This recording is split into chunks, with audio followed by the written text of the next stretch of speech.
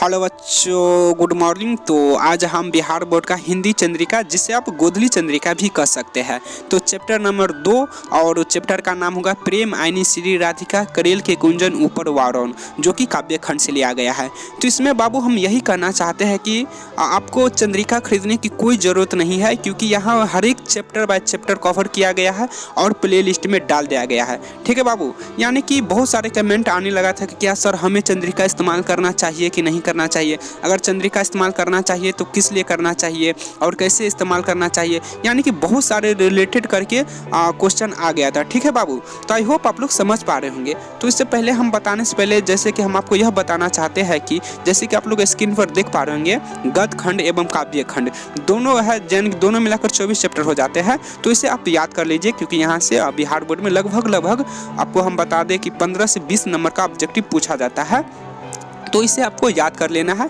आप चैप्टर का नाम याद कर लीजिए और फिर लेखक का नाम याद कर लीजिए, और साथ में आपको यह भी याद कर लेना कि कौन सी चैप्टर कौन सी भाषा में लिखी गई है, आपको साथ में ये भी याद कर नाम कर लेना है। क्योंकि बहुत सारे स्टूडेंट को हम देखते हैं कि कौन सी चैप्टर कौन सी भाषा में लिखी गई है यह याद कर भी नहीं करते, और मालूम चलता है कि 3-4 को ऑब्जेक्टिव छोड़ के चले आते हैं इससे रिलेटेड। तो आपको बाबू ऐसे नहीं करना है, ठीक है। अगर आपको अच्छा नंबर प्राप्त करना है तो मेन ऑब्जेक्टिव ही होता है, तो ऑब्जेक्टिव पर थोड़ा ज़्यादा फोकस किया जाता है। ठीक है बाबू, तो आपको ये भी साथ में तीनों याद कर लेना है, राइटर का नाम याद कर लेना है, चैप्टर का नाम याद कर लेना, एवं कौन सी चैप्टर कौन सी भाषा में लिखी गई है वो भी याद कर लेना है। तो आई होप बाबू आप समझ पा रहे होंगे। ठीक है बाबू, उसके बाद फिर यहाँ पे प्रश्न उठता है कि बहुत सारे स्टूडेंट कमेंट किए हैं कि सर हमें जो चंद्रिका है सर हमें इस्तेमाल करना चाहिए कि नहीं करना चाहिए, इससे फ़ायदा क्या होता है, इससे नुकसान क्या होता है।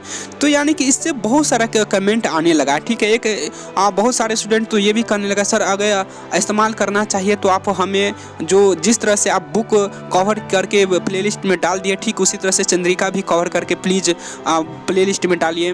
तो फिर हमारा जितना मेंबर है, यानी कि जो हमारे जितने पास सर है, एक तरह से तो हम पूरा सब सर मिलके हम मीटिंग किए हैं और फिर डिसाइड लिए है कि चलो विद्यार्थी को बता देना चाहिए कि चंद्रिका इस्तेमाल करना चाहिए या नहीं करना चाहिए। हालांकि भाभी हम यहाँ पे हम आपको पूरा डिटेल्स नहीं बता पाएंगे, ठीक है, क्योंकि यहाँ पे बुक एक तरह से बुक को हम एक तरह से कवर कर रहे हैं और बुक कवर करके हम प्ले लिस्ट में डालेंगे।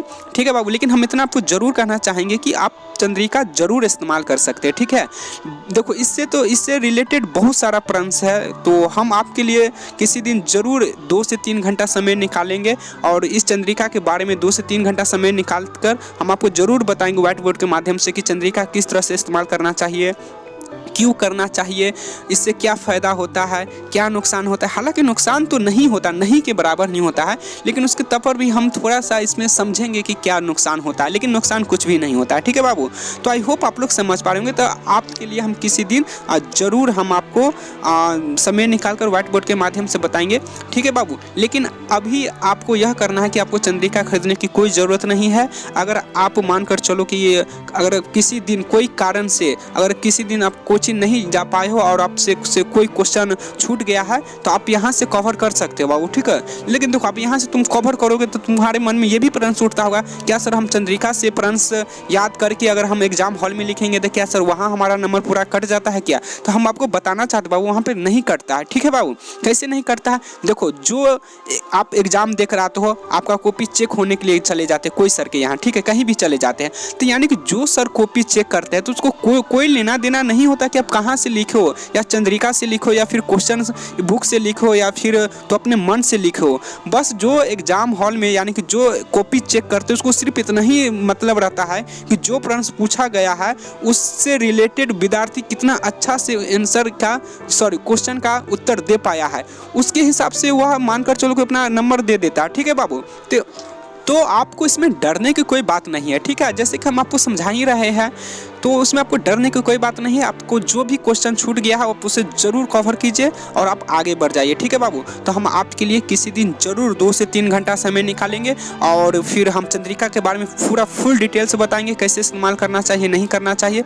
ठीक है बाबू, तो अभी हमें आप इजाज़त दीजिए चलने के लिए, तो फिर हम मिलते हैं नेक्स्ट क्लास में। जब तक के लिए जय हिंद, वंदे मातरम, भारत माता की जय।